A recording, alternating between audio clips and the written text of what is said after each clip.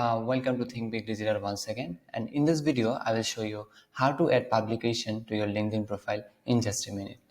So first of all, just go to your LinkedIn profile and here you will find a add profile section. Just click on that. Go to the bottom, you will see an additional option. Just click on that. And here you will find the add publication option. Click on there too.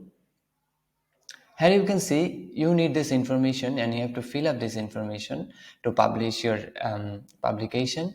But here is the most important one where you can see the star beside the title. So you have to must give this information or give your publication a title. So after filling all this, you have to add an author.